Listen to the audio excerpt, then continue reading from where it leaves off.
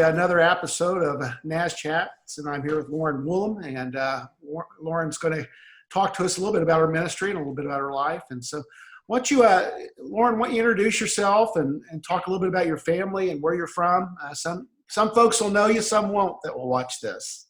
Yeah. So I'm from Marysville. I grew up there. I mean, I was born in Dayton, but I grew up in Marysville. Graduated from Marysville High School. My parents, Art and Karen, still live there, going on 20 some years now.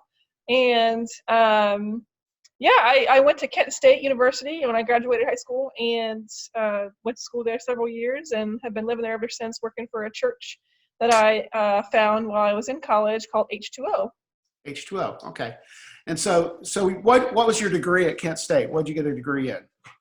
Yeah, I got my bachelor in education, technology education, and I also ended up going to grad school too while I was there.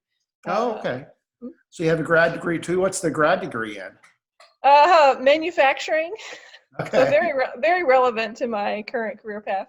Well, hey, everything adds value. I mean, Yeah. you learn, and it's a good process just to learn, and then I think it all adds up.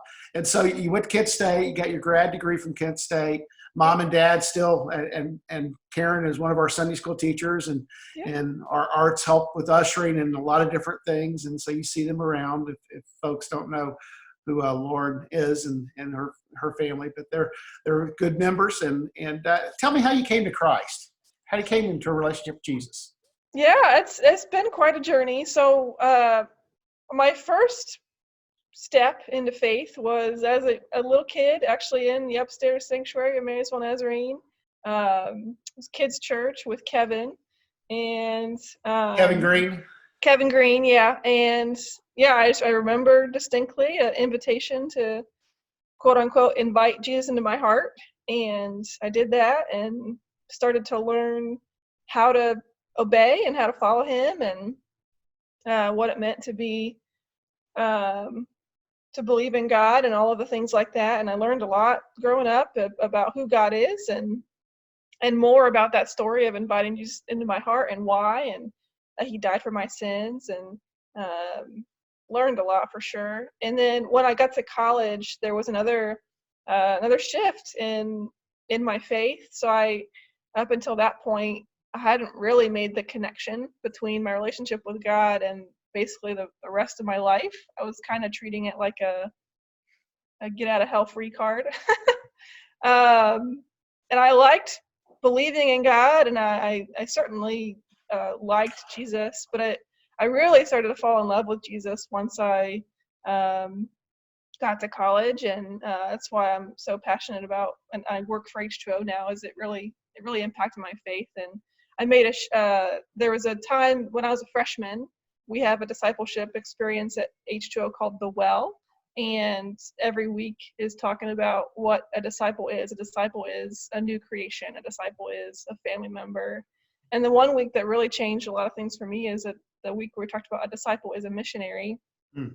And that was a big shift for me. I'd always thought of missionaries as the special extra super people that went across the world and spoke different languages and things like that. But I learned that if we're a follower of Jesus, that we're all a part of his mission to redeem the world and bring restoration to people. So that really was a big shift in my faith, and I think started me on my journey of really giving my whole life to Christ, more than just believing and trusting in him for salvation. So it's been quite a journey.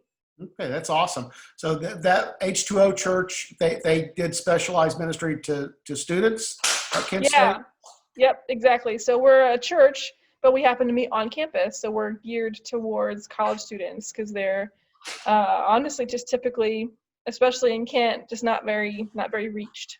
And so there's a lot of opportunity for college students to be involved in a church with peers. So that's what awesome. we do. Mm-hmm. Okay. And so you've been involved with H2O Church basically since your freshman year in college. Exactly. It's been over 10 years that I've been involved with H2O Church, since either as a student or a staff member. So it's been quite a long time. Okay. And so at some point you came to graduation, and we're deciding your next course of action. How did you decide that ministry was where God was calling you? What prompted you towards that? Yeah, that's a good question. There was a lot of things. First of all, some of the staff of H2O were prompting me to try to go on staff with H2O. um, but again, like I said, it came down to I recognized how much my faith had grown in college, and just having the opportunity to be in a church for college students really made a big difference in my life and especially my faith journey. And so I just recognized the opportunity to pass that on and give that to other students, to incoming students for years to come. And then there was actually a moment in my senior year as a college student where I was an intern for the church, and I was discipling a lot of younger students. And there was one girl in particular who, over the course of that semester, she decided to give her life to Christ, and I got to be there with her in that moment and be a part of that journey for her, and that was just really impactful. And I realized that there's nothing better I could be doing, and so yeah. Although the grad school thing was actually a deferment tactic, so when I graduated with my undergrad, I couldn't decide if I wanted to be a teacher or to go into ministry. I mean, either one is ministry. Um, but so I went to grad school to delay the decision. So yeah. That's good. That's good. As long as you can go to school, go to school. School's Yeah. fun. Hmm. So the students that you encounter with H2O, I'm assuming you have a mixture of students, some that have been involved in their churches growing up like you, and Hmm. some that maybe have not encountered church life in the past. Is that fair to say? Very fair. Yeah. We get a lot of students, again, like myself, who grew up going to church and knew there's something important about pursuing a faith community, and who get an opportunity in college to really become adults in their faith and make it their own and start making their own decisions about following Jesus. Um, and then there's also, of course, especially on a campus like Kent State, there's thousands of students who don't have any experience with church or with understanding of who Jesus is. So there's lots of opportunity to share the gospel with people who've never even heard it before. Okay. What's the hardest part of ministry on campus? I think I think the hardest part is probably the fact that people leave pretty quickly. So we're a church and we're a community and we're a family, and then but we're ministering to college students who are in Kent, really just for school, and some stick around.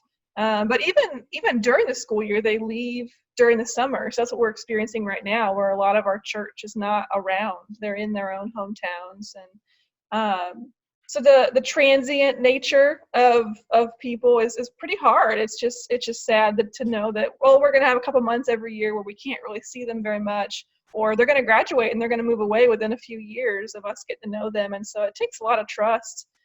It takes a lot of trust in the Lord, which is, it's good that we're trusting the Lord, and he's ultimately their shepherd. And but it's hard to send them away and say, hey, I hope you're doing okay, and that you keep following the Lord, and we're praying for you, and but that we can't be super involved except for a short amount of time with them.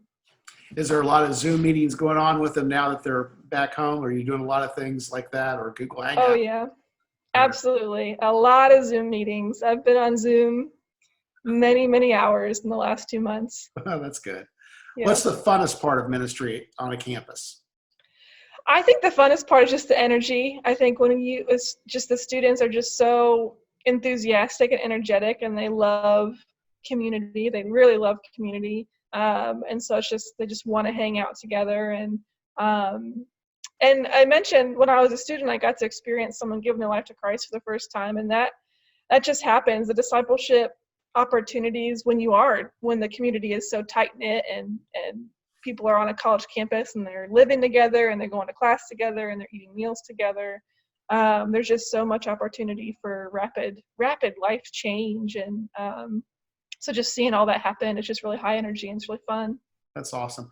Now you're actually on staff with H2O Church. Do you work another job too, or is this your full support? Yeah, so I've been at 3/4 time with H2O Church for 4 years now, and so I've supplemented every year with something else going on there. So I've been teaching for Kent State part-time. I also dabble in woodworking as a little part-time job, and but yeah, my goal this summer is to get to full-time H2O hours. and to set aside teaching for the time being and refocus, reestablish my focus. Mm-hmm. Now, the woodworking, is that a gift you get from your dad? Is that an art thing? Not really, no. If you ask him, he's not much of a carpenter. He's more a mechanic, but Okay. yeah. Okay. Mm-hmm. So so people will understand H2O Church is a church to college students. You don't get a lot of financial support from your kids. Right. I'm sure you have some giving that comes, but primarily the source of giving for H2O Church, their staff is supported by outside giving, correct? That's right. Yeah. So the way our church works is every staff member has a whole team of people behind them that supports their role as a staff member in a college church. So yeah, it's a whole big network of support outside of our individual church that makes it possible. And so how can we help? I know we can be praying for you. I got an email from you not too long ago. Is there a website? And I'll include all that information when I send this out. But once you talk about how people can join your support team. Yeah, I really appreciate you asking that. That's fantastic. Like I mentioned, so I'm hoping to go from 30 hours to 40 hours of availability for H2O over the course of this year. And so I do need another 25% of people who are supporting me. And so if anybody who's not already investing in the ministry wants to start, that'd be amazing. Any monthly giving, special gift, anything like that is really helpful. And of course, like you said, prayer is really huge. I think praying for that specific need, if you're not able to give yourself, to pray that need would be met by the Lord and by some other people. But also just praying for our ministry and for our students. As I mentioned, they're scattered right now with it being summer and with being in this COVID season. But yeah, just praying for the students that the Lord would sustain them and encourage them and comfort them. Is there a particular website, Lauren? What is the website? Yes. So you can find information on how to give at reliant.org/Lauren Woolum. Okay. So it's my full name, and then Reliant is the ministry organization that I work for. And we'll make sure we'll include that in the caption of this when it goes out so people can find that. But we're praying for you. We're proud of you, and we know you're making a difference for Jesus. And you're a missionary right here in Ohio, and we need missionaries everywhere. Anything else you want to share about the ministry before we kind of sign off? Oh, man. I don't think so. I think, like you said, it's just really great to have your support and to have a home church that loves and cares for what we're doing and appreciates the gospel. And I'm just glad to be here with you. Well, and hopefully we'll gather again. We'll at least get a video where we can see some of the things that's going on at H2O Church. Yeah. All right. Well, I'm going to sign us off. Okay.